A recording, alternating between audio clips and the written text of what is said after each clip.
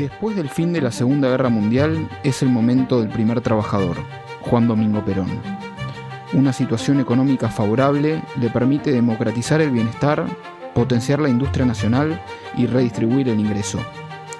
Su gobierno genera adhesiones fervorosas y rechazos intensos, pero el consenso es que el país cambia para siempre. Esto es Seremos Historia. Bienvenidos. Este es un episodio muy especial. La idea es hablar de las primeras presidencias de Juan Domingo Perón. Y para eso me doy el lujazo de tener un invitado también muy especial para este episodio. Bienvenido, Felipe Piña. Muchas gracias por estar. Un placer estar acá. La verdad es que antes de arrancar me parece importante agradecerte, digamos, porque hace mucho tiempo sos un gran divulgador de la historia, adaptado desde la televisión hasta las nuevas redes, y todos los que nos gusta historia, tarde o temprano te escuchamos y me parece que es algo súper importante. Todos los que entendemos que la historia argentina es importante ponerla en la discusión pública, me parece que está bueno poder reconocerte el trabajo, así que muchas gracias. Para mí, insisto, es un placer. Bueno, peronismo.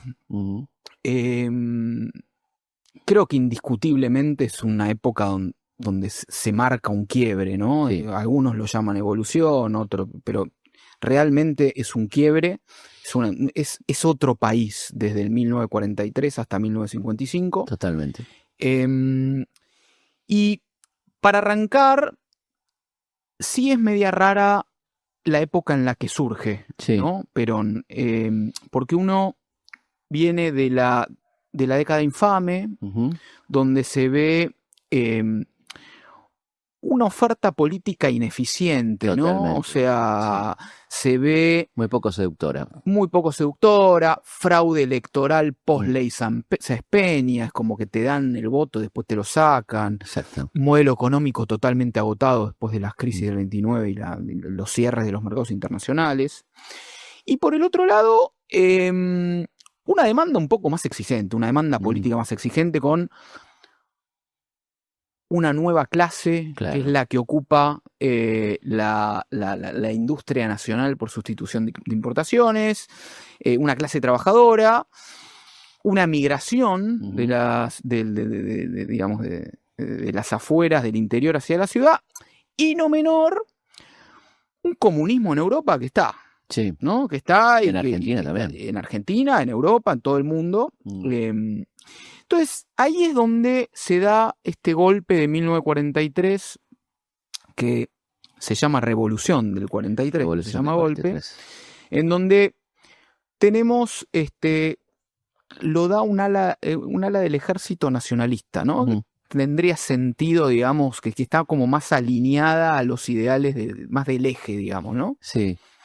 Contame un poco cómo es eso, cómo... Bueno, es una época totalmente compleja, por eso es tan interesante, como decís, enmarcada en grandes cambios estructurales de la Argentina, como por ejemplo el proceso migratorio interno, que tiene que ver con la crisis que destrozó el campo, ¿no? Le pegó durísimo a los pequeños y medianos productores, que quedaron sin tierras, los peones que se quedaron sin trabajo. Para decirlo claramente, Inglaterra, que era el principal casi monopólico comprador, baja un 40% el precio de nuestros commodities. Mucha gente había tomado crédito para la cosecha, se arruina y sobre todo los medianos y pequeños productores quedan proletarizados. Y son los que van a venir a Buenos Aires, que por otra parte no había dinero para seguir importando y, como bien dijiste, comienza el proceso de sustitución de importaciones. O sea que había un doble fenómeno: migraciones y oferta laboral, atracción de mano de obra en los centros urbanos, ¿no? Rosario y Buenos Aires sobre todo. Por supuesto que la oferta laboral no alcanzaba para todos y por lo tanto va a quedar ahí un sector. Pero bueno, hay un importante nivel de empleo, de un nuevo proletariado también, que no es el proletariado preexistente, que era hegemónicamente izquierdista, desde el anarquismo, el socialismo, el comunismo. Y este nuevo proletariado no tiene esas ideas, es más nacionalista, más conservador en sus ideas.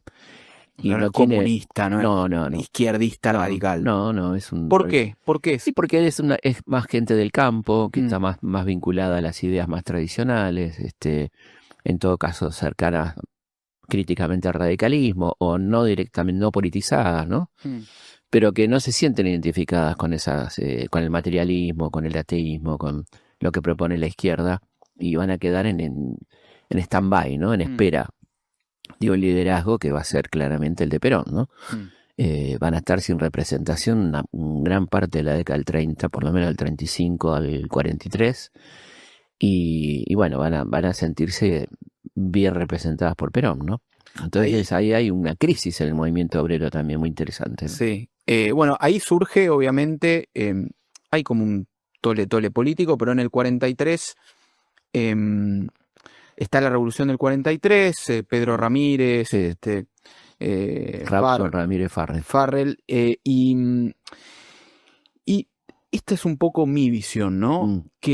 O mi interpretación. Como que siento que en el 43, si dejamos de mirarnos para adentro, miramos qué es lo que estaba pasando en el mundo, ahí el gran quilombo era qué pasaba con la Segunda Guerra Mundial. Por supuesto. En el 43 todavía no había nada definido, de hecho, el eje tenía más posibilidades, y ahí es como que, bueno, toman el poder con un ala nacionalista, más pero es gente joven, ¿no?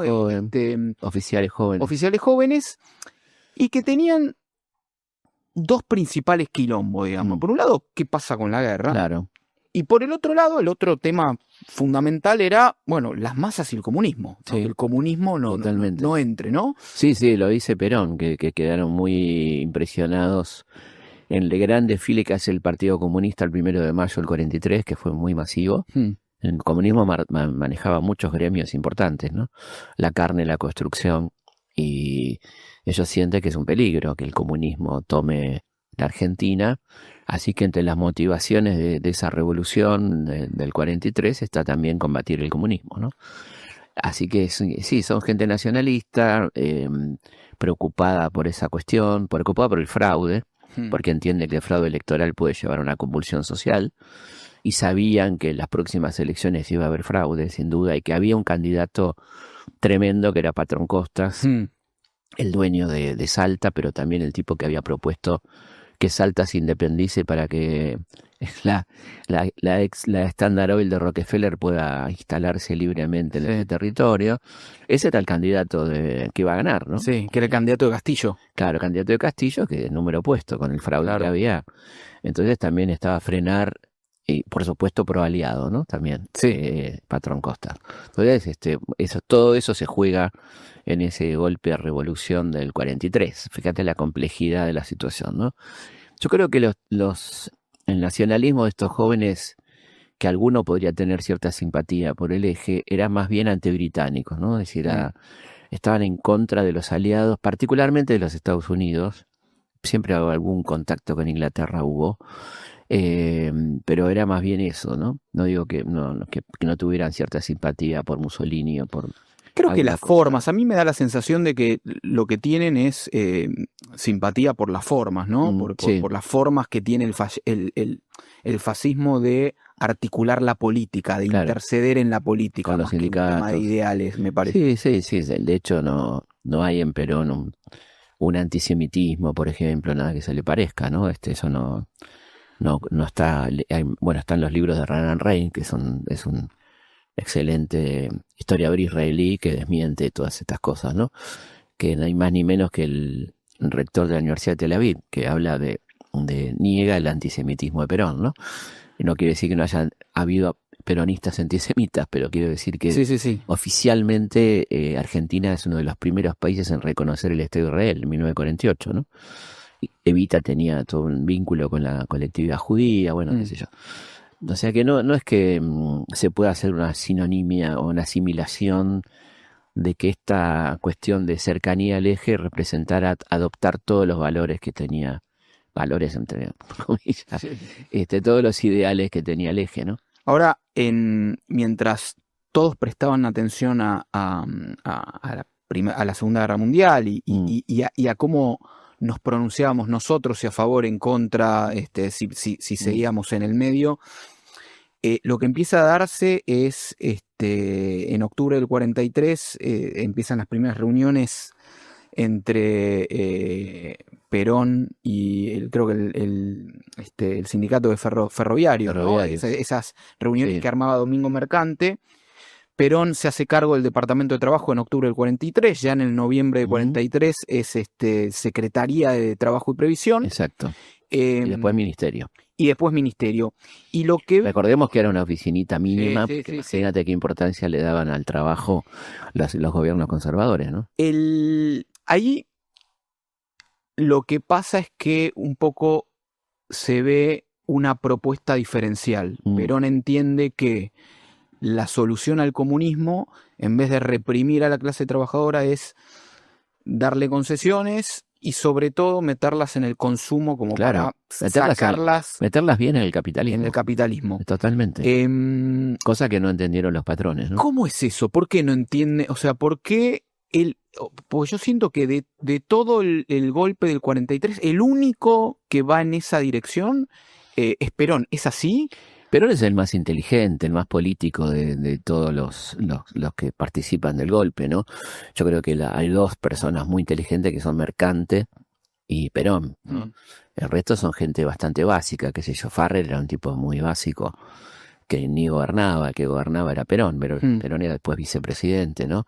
Así que el que tiene una idea de proyecto de país claramente es Perón, donde entiende que la salvación es un capitalismo social.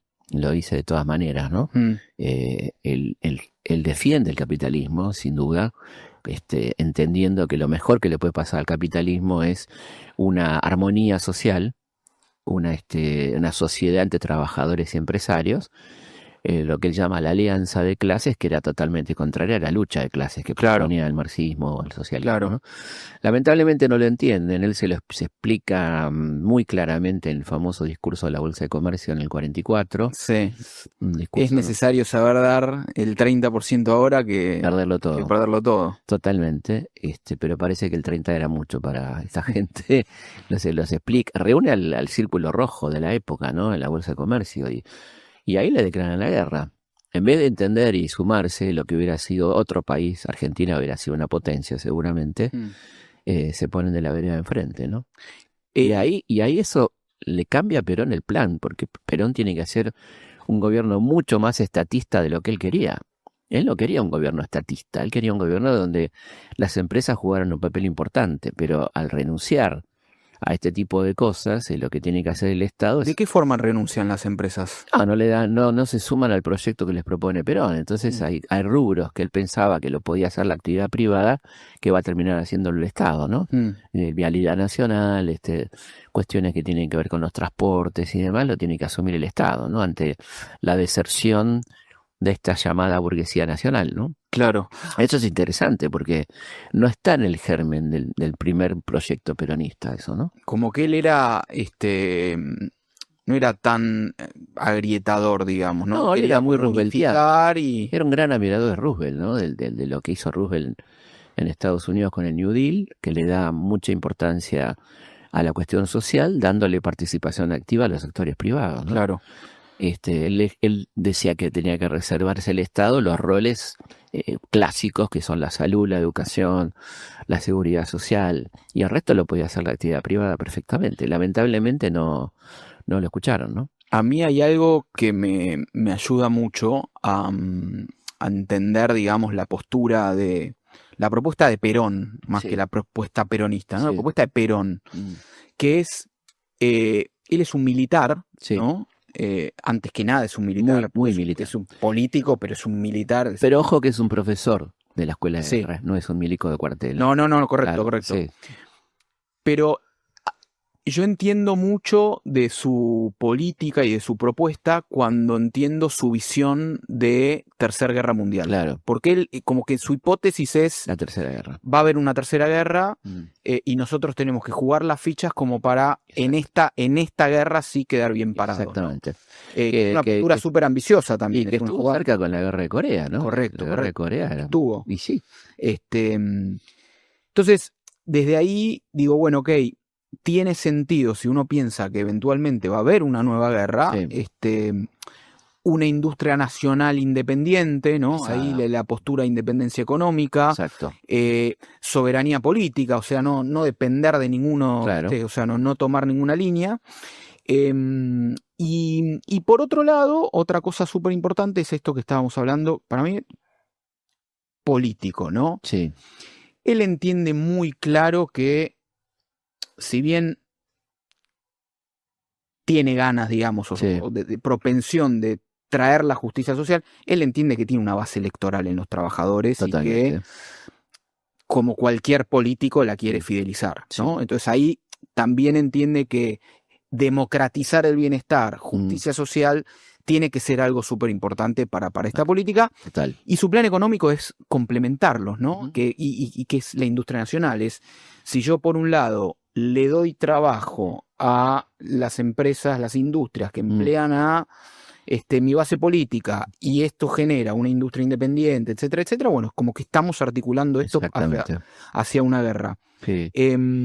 Y bueno, la forma de articularlo es esto que decíamos. Él ve mucho Mussolini, está muy presente Keynes ahí, como que el Estado grande, potente, articulador, es un poco el que proponía. ¿Tiene sentido esta forma de verlo? Sí, tiene sentido. Tiene además la cuestión de consolidar un modelo industrial que no se había dado en Argentina. Y él tiene el sueño de la industria pesada, ¿no? Que pasemos de la industria más bien liviana de sustitución. ¿De eso es desde entrada? Sí, él tiene el plan él piensa que en el segundo plan quinquenal hay que apuntar a la industria pesada. ¿Pero ella lo tenía desde entrada eso o se dio cuenta? No, lo tiene claro de entrada, lo habla con Miranda, que es el autor del plan quinquenal primero, que hay 2 etapas que se complementan, ¿no es cierto? Eso lo toma de la Unión Soviética, la idea de la economía planificada del Estado, ¿no? Los planes quinquenales. Por eso es tan ecléctico el peronismo, ¿viste? No hay una sola influencia, ¿no?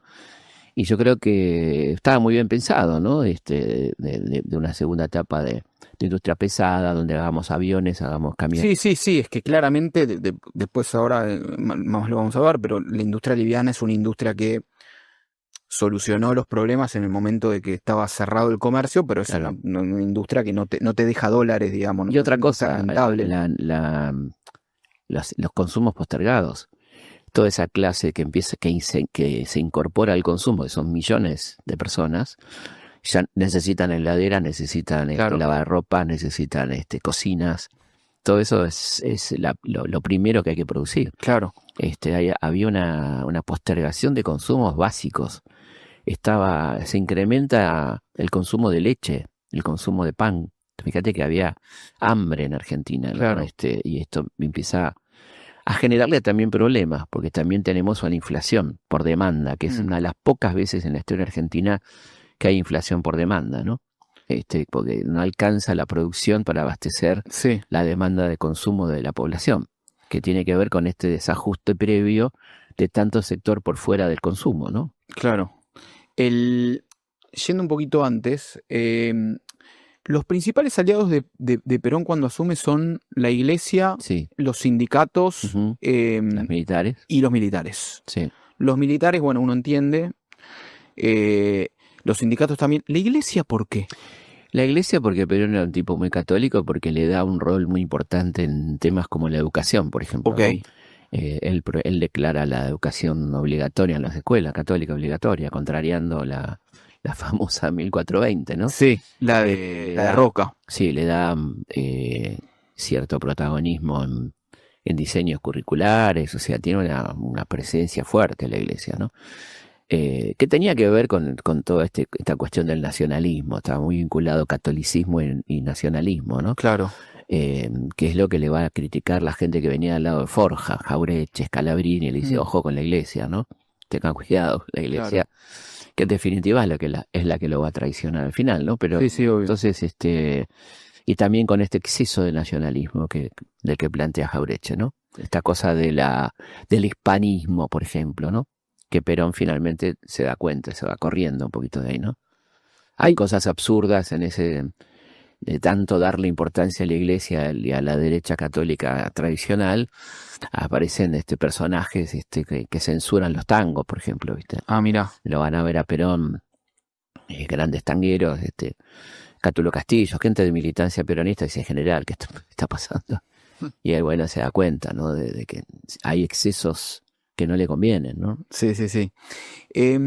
Algo súper importante, ¿no? Del inicio de la presidencia de Perón es que, y muchos le sacan crédito a Perón desde este lugar, que es que el tipo arranca con una de las mejores situaciones económicas de la historia del país. Sí. Entonces, agarra un país en posguerras, siempre las posguerras argentinas le vinieron espectacular, totalmente desendeudado, Sí. récord de reservas en oro y dólares en el Banco Central, términos de intercambio también récord, ¿no? Porque obviamente toda la comida que nosotros hacíamos se necesitaba en Europa. Y nada, desde este lugar es como que todo lo que quiera plantear tiene foco. Y Perón muy hábilmente, bueno, crea el IAPI, Sí. ¿no? Que de esa forma se hace como que centraliza todo el comercio exterior y decide un poco para dónde van las ganancias. Y después también está algo no menor, que también financieramente sirvió, que fue el inicio del sistema de seguridad social, ¿no? Que inició ahí. Sí. Y cualquier inicio del sistema de seguridad social lo que pasa es que tiene muchos ingresos y no gastos. ¿no? Entonces, todos los años un 4% del PBI ingresaba. Claro. Además de un nivel de pleno, con un pleno empleo, ¿no? Correcto. O sea que el nivel de ingresos de la seguridad social eran altísimos. Con todo esto, mucha gente alude y dice, che, o sea, todo bien con Perón, pero con esta economía todos somos Perón, ¿no? ¿Qué se le dice a esa gente? Bueno, evidentemente no todos fueron Perón porque después siguieron condiciones favorables en algunos casos y no los aprovecharon, ¿no es cierto? O sea, me parece que acá hubo una inversión muy fuerte en infraestructura, que fue uno de los gobiernos que más invirtió en infraestructura en la historia argentina, que como dice Perón, no es que nosotros hayamos sido buenos, sino que los que vinieron después fueron muy malos. Sí. Porque cuando vos recorres el país, y yo recorro el país permanentemente, ves el hogar escuela que hizo Perón, el hospital que hizo Perón, en cualquier lugar del país, ¿no? Entonces hubo una gran inversión en infraestructura que lamentablemente los gobiernos que lo sucedieron no siguieron.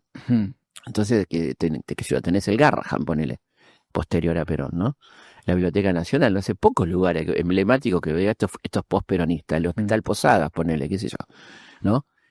Pero después la infraestructura básica es de la década del 50, del 40, entonces hay poco para argumentar en contra de eso. La inversión en infraestructura importante como todas las usinas, la cuestión, el trazado eléctrico, el gasoducto, ¿no? Cosas que sí, que eso fue el primer plan quinquenal, en 1947, como habíamos dicho, Miguel Miranda es la persona. Su idea era, digamos, a grandes rasgos, dejar de ser una economía agrícola hacia una economía industrial. Claro, para eso necesitabas todo esto, necesitabas petróleo, necesitabas expandir mercado interno, ¿no? Incorporar a los sectores populares, y hay mucha inversión en estructura pública, construcción de viviendas, hospitales, colegios, rutas, impulso a la industria. Exacto. Todo lo que se ganaba del agro se metían en formas de préstamos o de subsidios y protección arancelaria a la industria. Claro, el IAPI. El IAPI, nacionalizaciones estratégicas, Banco Central. Bueno, ahí no le queda otra, ¿no? Porque también es injusto decir esto de los ferrocarriles. Los ingleses siempre fueron muy turros y por supuesto no querían pagar. Argentina, entre todo lo que vos dijiste de la salida de la guerra, era acreedora además. Correcto. Los grandes países del mundo. Inglaterra tenía una tremenda deuda con nosotros, que la única forma de cobrar era quedarse con esos ferrocarriles que estaban bastante hecho pelota. Sí. Entonces, bueno, no es que fue un negociado, ¿viste? No hay ninguna prueba de que haya sido un negociado. Esto lo estudiaron comisiones especiales, ¿no? Sí. Fue la manera que teníamos de cobrarle a estos tipos, ¿no? Que siempre fueron piratas, entonces no querían pagar. Claro. ¿Qué teníamos de activo nosotros acá, los ferrocarriles? Y bueno, nos cobramos con esos ferrocarriles que estaban donde los tipos habían dejado de invertir hacía tiempo. Habían sido los famosos gloriosos ferrocarriles británicos hasta la década del 30. Claro. Pues ya en el 40 y pico, 47, estaban bastante... Estaban golpeados. Claro. Entonces, bueno, es lo que se pudo hacer en ese momento, ¿no? Y el Banco Central tenía que ver con que ese Banco Central, previo, estaba manejado por la banca internacional. Tenía un directorio mixto, donde la mayoría eran banqueros extranjeros, que manejaban nada más y nada menos que la emisión de moneda, la fijación de la tasa de interés. Bueno, lo tenía que manejar el Estado, eso. Era el Banco Central de la República Argentina. Andá a decir a los gringos que te den la Reserva Federal, ¿no? No, sí. Eso es el Estado. Eso puede ser mixto, pero la línea de cómo se maneja eso la marca el Estado. Ahora, no es institucionalmente el hecho de que se genere mucha dependencia entre el gobierno y el Banco Central. Viste que algo institucionalmente sano, dicen, es Banco Central por un lado, gobierno por el otro. Acá en Argentina no pasa, pero... No, lo que pasa es que tenés que tener algún tipo de decisión sobre las políticas que tiene que hacer ese Banco Central, ¿no? Claro. No es una entidad, no es cualquier banco, no es el Banco Nación, es el banco que va a emitir la moneda y que va a fijar las normas del crédito. Entonces, tu política económica depende en parte de cómo se maneja el Banco Central, ¿no? ¿Y no empezó a pasar ahí que se empezó a emitir para cubrir gastos y déficits, y eso quizás es el inicio de esta inflación de la que veníamos hablando? Sí, empezó a pasar, había inflación previa, pero empezó a pasar un poco a partir de los 50, cuando tenían este desfasaje entre consumo y producción, pero no fue una política de emisión brutal, porque después, cuando viene la Libertadora, ahí sí hay un crecimiento brutal de la emisión, ¿no? Sin los niveles de producción previos que tenían, porque tenían un margen de emisión, porque había mucha producción y mucho ingreso. Claro. ¿No? Hay una crisis muy fuerte que se da entre el 51 y el 52, por dos sequías tremendas, y ahí es donde el gobierno tiene que empezar a emitir para cubrir el déficit que tenía en ese momento, ¿no? El plan quinquenal sí lo que deja, o sea, trae a la mesa el bienestar, ¿no? O sea, yo creo que en la memoria, en el ADN argentino, está el aumento de bienestar que generó esos 3 años en particular. Evita, si querés, la figura que lo personifica, pero tenemos una expansión salarial de 62% en términos reales entre el 45 y 49, probablemente la más grande de la historia. Y en 1948 tenemos 53% del salario, 53% es el salario sobre el PBI, el famoso 50 y 50. Que ya se pasa. Que se pasa de largo. Ahora, mi pregunta es, mirando al Perón político, ¿no fue una audacia política esto? Porque después lo que pasa es que obviamente se empiezan a ver rasgos inflacionarios, ¿no? Claro. Porque bueno, rasgos inflacionarios podría llegar a tener sentido decir, bueno, te pasaste un poco en el gasto, gastaste un poco de más y se traduce en inflación. ¿No es una audacia política esto de, viste, bueno, le doy el bienestar full ahora pero el tema es cuándo lo haces, ¿no? Era el momento de hacerlo, no había otro momento. Y él no contaba con esta desgraciada sequía, ¿no? Dos sequías que le pegan muy fuerte porque, como vos bien dijiste, el financiamiento de todo este modelo sigue siendo el campo. Claro. Nuestras divisas seguían proveniendo del campo. La industria no estaba exportando mucho, no era un rubro que trajera grandes ingresos de exportación. Era industria más bien vinculada al mercado interno. Sí, la que empleaba, la que... Exacto. Entonces, la idea era, bueno, sigo gastando porque sigo en la línea del ingreso, y le golpea muy fuerte a esa idea de la redistribución del ingreso esos 2 años durísimos de sequía y el boicot norteamericano, no nos olvidemos. El plan Marshall. El plan Marshall, o sea, el plan Marshall dice específicamente que no pueden gastar en Argentina la guita que le dan a Europa, ¿no? Claro. Ese boicot pegó fuertísimo. Claro. Nos complicó el desarrollo industrial. ¿Por qué Estados Unidos estaba en contra de... boicoteaba a Argentina? Porque competía Argentina, era un gran competidor. Estábamos... ¿No le pasaba factura también de no haber...? Sí, pero eso es una falacia, porque Estados Unidos tampoco declaró la guerra, recién la declara a fin del 41, a principio del 42. Claro. Y siguió teniendo relaciones económicas con Alemania hasta el 44, o sea, pedirnos a nosotros que entremos en la guerra en el 40, claro. Mientras ellos demoraban todo lo que pudieron el ingreso a la guerra, ¿no? En realidad era una cuestión de pelea por la hegemonía. Primero porque producíamos las mismas cosas en términos de commodities, porque era el único país de América Latina que le podía disputar la hegemonía. O sea, vos decís que Estados Unidos en esa época pensaba que nosotros le podíamos disputar la hegemonía. No pensaba, era la realidad. ¿En serio? Por supuesto. Mira. Lo dice el embajador Kelly, embajador inglés, que habla del miedo que le tiene Estados Unidos a la Argentina. ¿No? Mira. Brasil no existía todavía como potencia, estaba empezando, ¿no? Que sí, va a explotar. La era industrial es la que la 50, para. 55 va a explotar Brasil.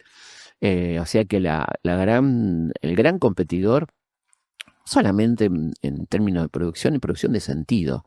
Por ejemplo, el cine argentino, copando los mercados latinoamericanos, ¿no? Mira. Hay cosas muy interesantes. O sea, que competíamos con Hollywood, en teoría. Totalmente. Mira. Totalmente. Mira. Por supuesto que en términos bastante desiguales, pero el tema del lenguaje era un elemento favorable.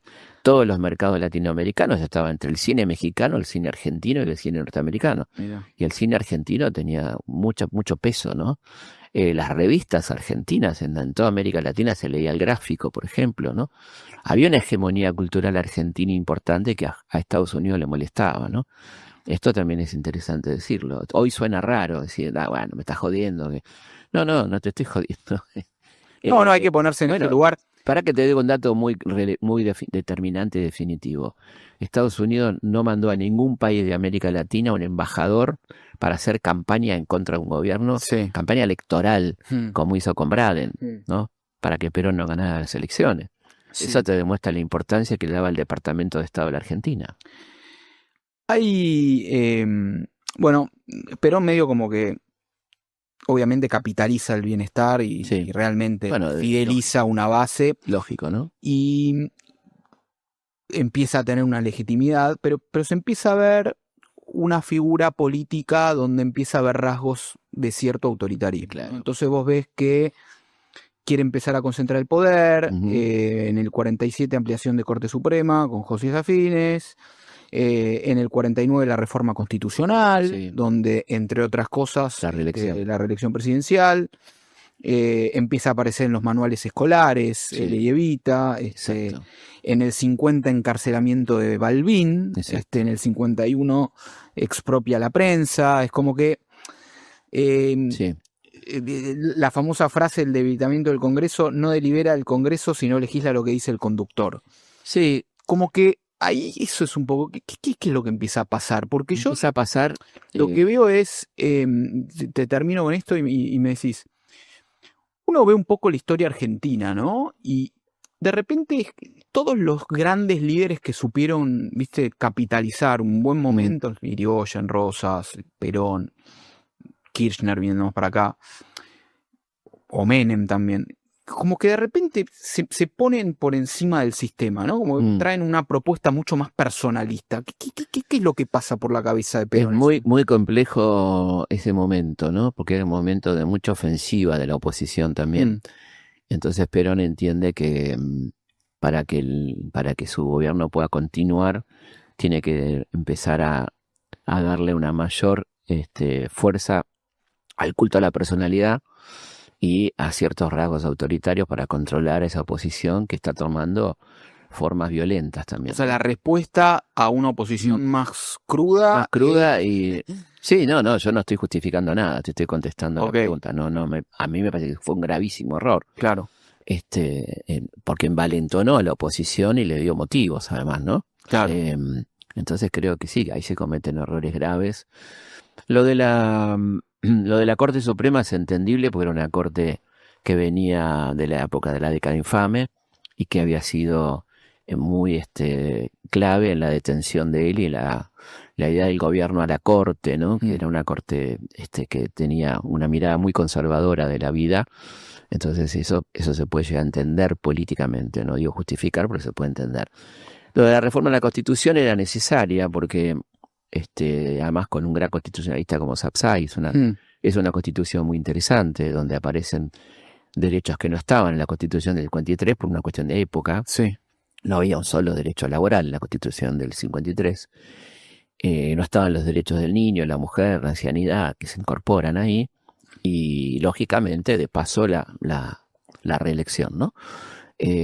Pero bueno, ya los rasgos autoritarios me parece que no, y que creo que lo perjudicaron mucho más que lo beneficiaron, ¿no? ¿De dónde vienen esos rasgos autoritarios? Y yo creo que de cierto temor de no saber cómo manejar ese crecimiento de una oposición que le entendía que le estaba obstaculizando lo que él quería hacer, ¿no? Yo creo que eso fue un gravísimo error del primer peronismo, ¿no?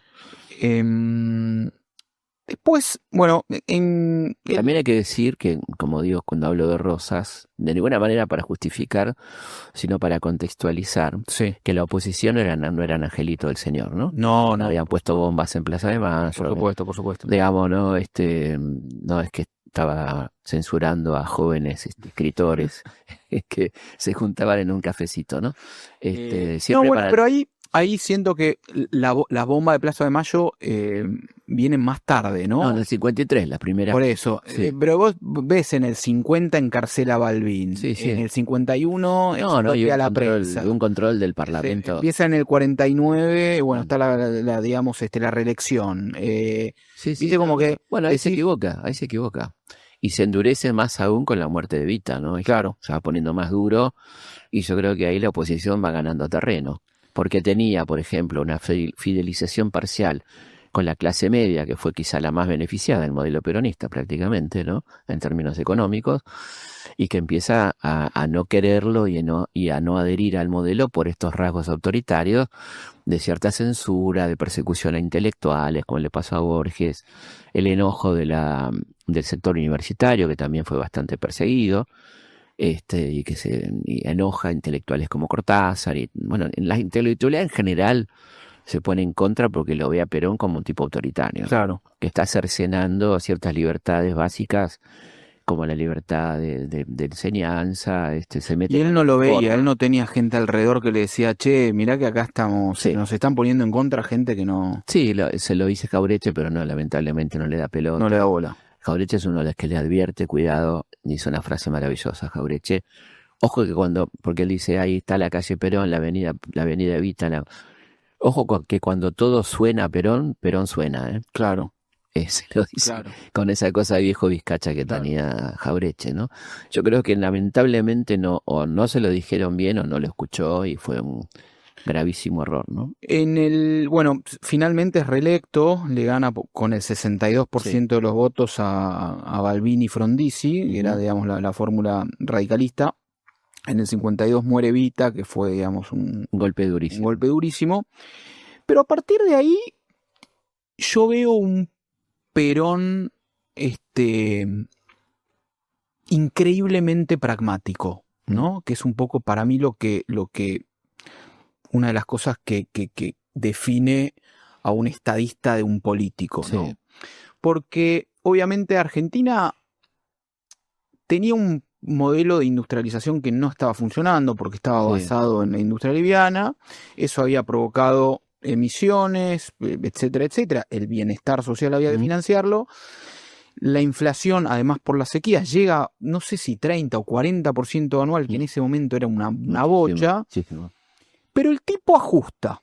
El tipo agarra, lo llama a Gómez Morales, después de la elección, obviamente, y dice, escucha, tenemos que hacer las cosas, y pone en la mesa algo totalmente diferente a lo que venía haciendo, ¿no? Que es frena el plan quinquenal, se frena el plan quinquenal.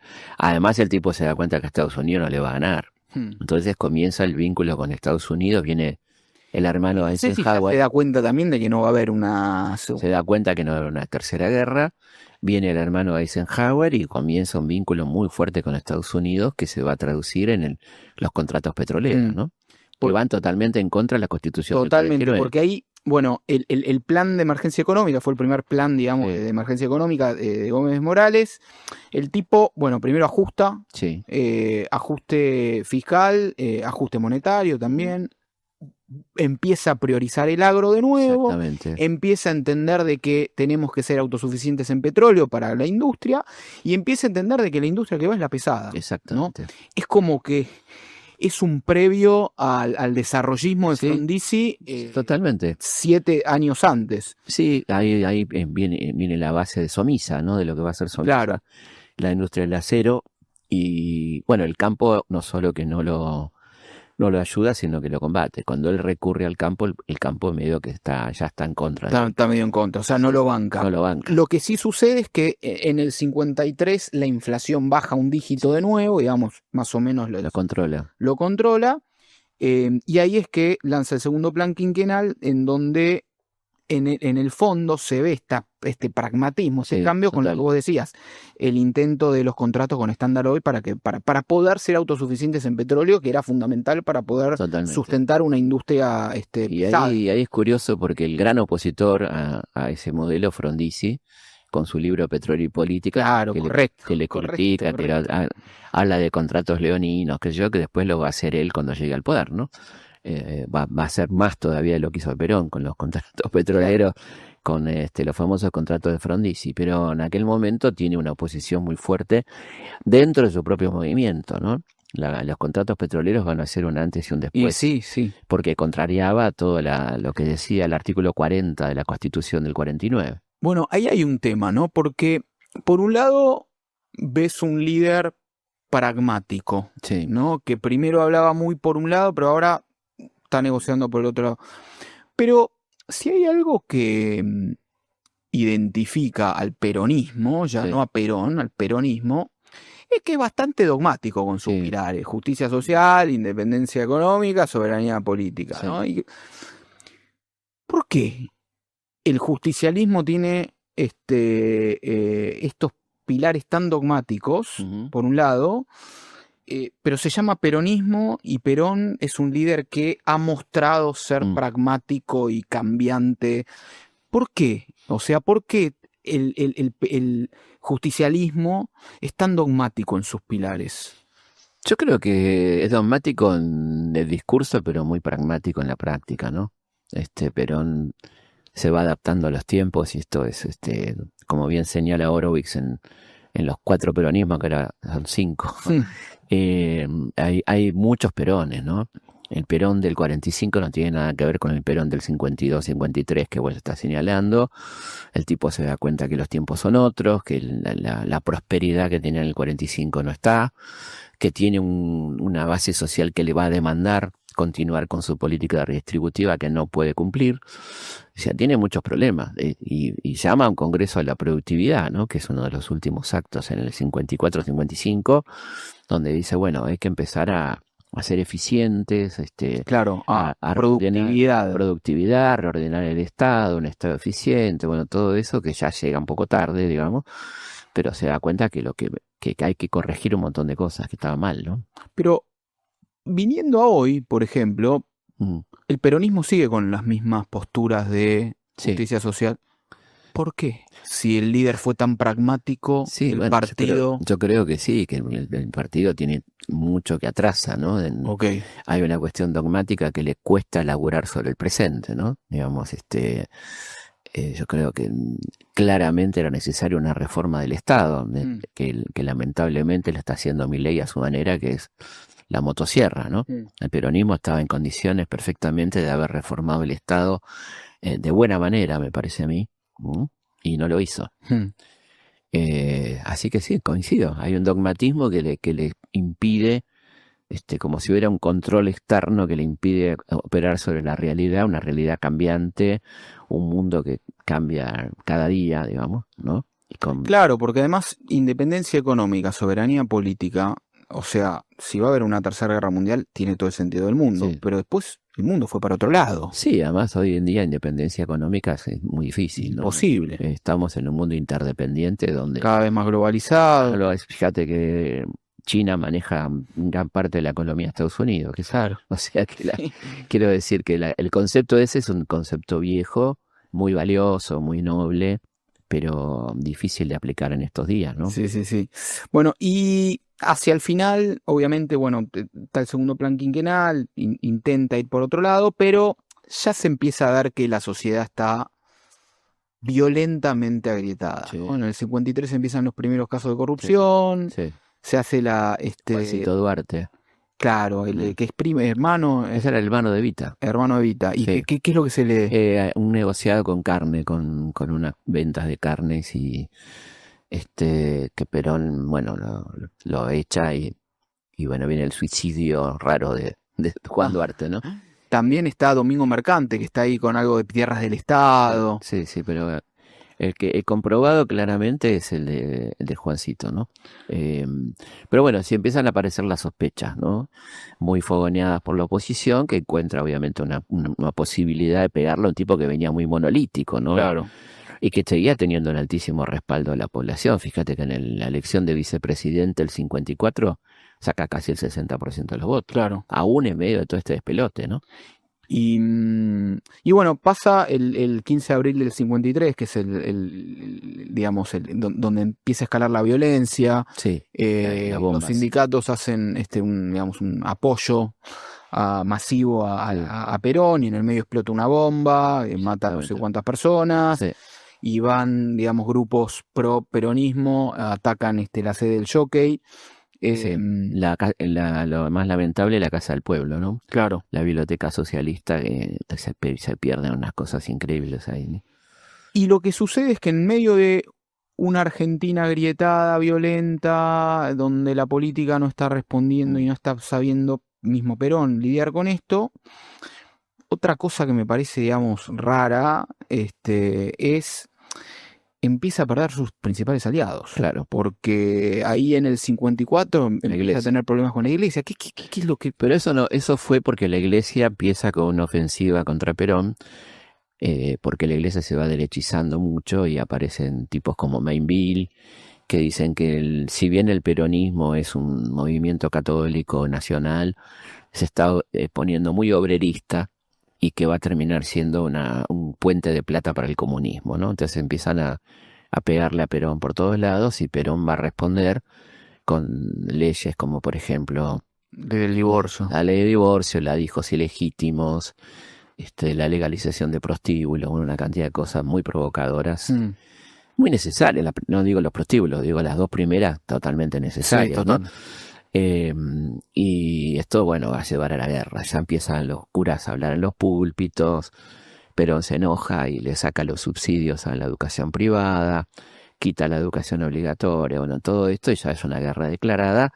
Y en este marco que vos señalabas muy bien de autoritarismo y de persecución a la oposición encuentra en la iglesia el canal unificador para un golpe o lo que sea, una respuesta contundente al gobierno de Perón. Y va a ser la iglesia la que lidere, digamos, el golpe del 55, ¿no? ¿Y los sindicatos en qué estaban? Bueno, muy linda la pregunta. Creo que los sindicatos estaban apoyando, pero no con tanto entusiasmo como antes, ¿no? ¿Por qué? De hecho, porque ven que el modelo está un poco en crisis, ¿no? Porque ven que hay una especie de deserción de algún sector social.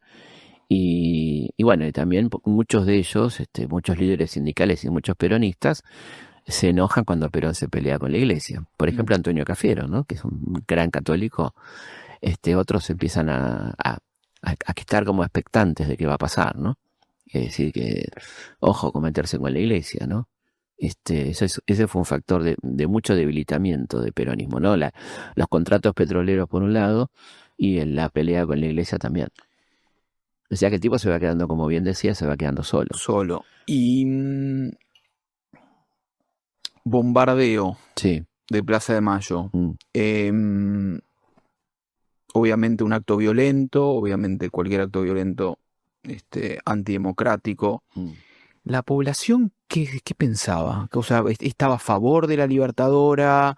Bueno, ¿un shock? El bombardeo no es solo un bombardeo, sino que es un intento de golpe de Estado donde se había formado un triunvirato formado por Zabal Ortiz del radicalismo, Américo Ioldi del socialismo y Amadeo del nacionalismo católico fanático, ¿no? O sea, tenía un triunvirato para poner a gobernar, financiado por un empresario llamado La Muraglia, o sea que era más que un bombardeo criminal con 350 muertos, 600 heridos. Y bueno, Perón en un principio baja los decibeles, no fusila a nadie, ¿no? Le pide que nadie haga venganza por mano propia después de la quema de las iglesias que se produce a la noche, ¿no? Un grupo de peronistas queman varias iglesias de la capital. Trata de conciliar, le da a la oposición la libertad de hablar por radio, ¿no? Lo cual habla que evidentemente no podían hablar por radio, pero hablan por radio todos esto está en Sucesos Argentinos, ¿no? Ves a los comunistas, los socialistas, los radicales hablando por radio, hay como un intento de conciliación, pero cuando Perón se entera, en fin de agosto de 55, que está el golpe en marcha, llama a Plaza de Mayo y da ese durísimo discurso del 5x1, Sí, donde ya está todo jugado, ¿no? sí. Y a los 15 días viene el golpe, ¿no? No lo puede parar, o sea, intenta ahí concentrar fuerzas, se da cuenta que la medición de fuerzas en las Fuerzas Armadas no está tan equilibrada, que la Marina ya no la tiene más, y entonces es donde él decide no resistir, ¿no? Él se va exiliado Paraguay. a Paraguay y bueno, después termina viviendo 20 años en Madrid, ¿no? Sí. Cuando se va exiliado, pasa un año, baja un poco la marea. ¿Él siente que va a volver? Sí, lo dice en la primera entrevista que da la United Press en Asunción del Paraguay. Le dice, el periodista le dice, ¿qué va a hacer usted para volver? Nada, todo lo harán mis enemigos. Ok. Muy viejo Vizcacha, ¿viste? Muy sabio en esas frases así. Y así fue. Si Perón volvió, fue fundamentalmente por los errores de sus enemigos, ¿no? Más allá de la lucha, de la resistencia, por supuesto, muy importante, pero digo, lo que el tipo dijo era así. Y en el 73 vuelve Perón, más viejo, digamos, Sí. en otro momento, ¿no?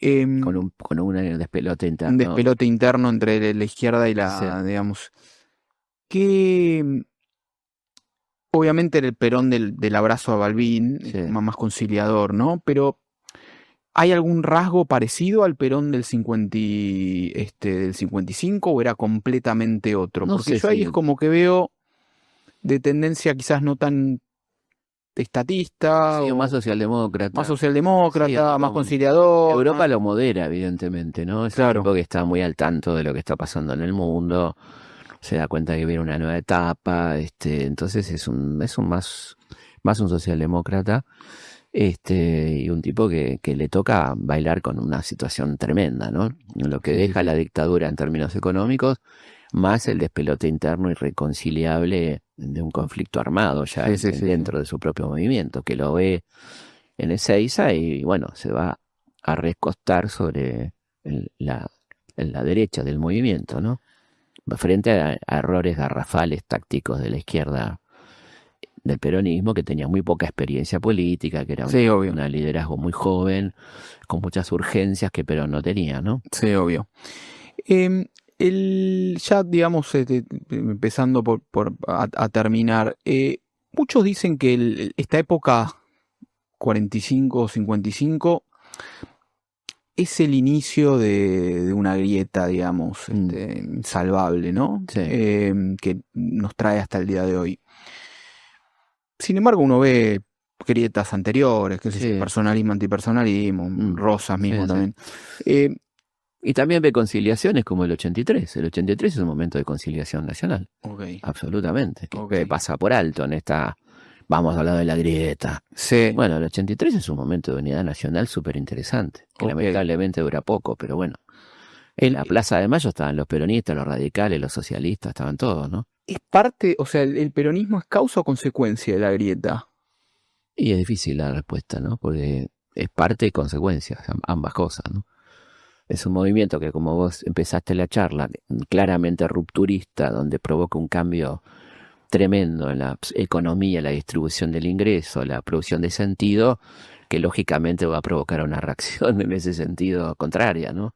Es inevitable eso, ¿no? Otra cosa Pero que... no creo, como bien decís vos, de que esto sea responsabilidad del peronismo, esto viene de antes, ¿no? Otra cosa que se suele decir es, salvo de la época de la crisis de 1890 de los bancos garantidos, Sí. el peronismo es el primero que trae, digamos, la inflación dicha y hecha a una historia inflacionaria que hasta el día de hoy nos apremia. Sí. ¿Qué tiene que ver el peronismo? Porque después hablas con mucha gente que también te define la inflación como la lucha, digamos, de distributiva. Por supuesto. que el peronismo tiene que ver con esta época del Perón fue el inicio de la inflación que No, tenemos ya hoy en día? había habido inflación previamente, por supuesto, como vos dijiste, en el 90. Pero en el 90 habían pasado Sí, 60 después años. hubo un periodo de estabilidad, pero también hubo inflación en los 30. Y después va a haber inflación históricamente después de Perón. Pero la de los Con- 30 no es nuestra, es más de Sí, una sí, pero posguerra. también los gobiernos hicieron su emisión monetaria en la época de Justo, por ejemplo, ¿no? Ok, Y después, bueno, después de Perón, la inflación cobró ribetes insólitos, ¿no? La propia dictadura tuvo una inflación del 400% anual. sí, sí, sí. O sea que no es un tema solamente La de dictadura, la de Videla, La decís. Videla. Bueno, pero también venía ya con, o sea, agarra un gobierno. Sí, sí, pero Como que yo siento que uno ve por arriba y dice, bueno, acá hay un punto en donde sí hubo una emisión y hubo algo que nos creamos, sí. que después, bueno, nos costó. Sí, hay que ver si los gobiernos querían frenar la inflación, lo que siguieron, ¿no? Porque también seguía haciendo negocio la inflación, ¿no? Claro. Entonces, Onganía tuvo un periodo de baja de inflación, ponele, Ilia tuvo un periodo de baja de inflación, ¿no? Pero después hubo casi una continuidad de inflación creciente, independientemente de los gobiernos, ¿no? La última, bueno, Sí. veo últimas dos. Primero, justicia social, 45. Uno sale de Argentina y ve justicia social en otros países. Sí. Getúlio Vargas en Brasil, 1930. Sí. José Bache Ordóñez, 1900 y pico. Colombia, Alfonso López Purmarejo, 1934. Lázaro Cárdenas en México, 1934. Víctor Aya de la Torre, 1924 en Perú. ¿Por qué arrancamos tarde con la justicia social nosotros y por qué? Sí, arrancamos tarde si comparás con Lázaro Cárdenas, por ejemplo, que me parece que es el más perdurable, porque después los demás no hicieron una justicia social perdurable. Bueno, Vargas. Sí, Vargas, después, bueno, Vargas se echa para atrás, ¿no? Sí. Bueno, pero me parece que la más perdurable fue la del peronismo y la de Cárdenas, ¿no? En cuanto a un cambio estructural, Cárdenas con la nacionalización del petróleo, con una cantidad de cosas, la reforma agraria, ¿no? Pero sí, entramos tarde porque lo que vino antes no tenía la menor voluntad de provocar un cambio de eso. El radicalismo nunca se propuso un cambio social, ¿no? Se propuso una reforma al sistema político, el ingreso a la clase media al poder, por ahí terminaba su cambio, ¿no? No daba para más. Claro. Y es como vos decís, el peronismo, o sea, después del peronismo, lo que sí vemos es que está mal decir que Argentina de todos los países de Latinoamérica es la más igualitaria. No está mal, para nada. Es la más igualitaria. Y esa bastante consecuencia del peronismo. Ahora, la otra vez hablaba con un dirigente peronista y lo que me decía es, Perón descubre el partido, no es que lo crea. Es como que el peronismo, me gusta cuando muchos dicen, ¿qué es el peronismo? Es lo que interpreta el ADN argentino, ¿no? Es la identidad. Entonces, yo veo como que hay un ADN igualitario nuestro, mucho más igualitario que en Latinoamérica, en donde una buena forma que escuché de representarlo es, en Argentina el operario mira al capataz a los ojos. Sí, eso es lo que dijo Patrón Costa. Exacto. Que nunca le iba a perdonar a Perón. Y es parte del ADN argentino, ¿no? ¿Por qué?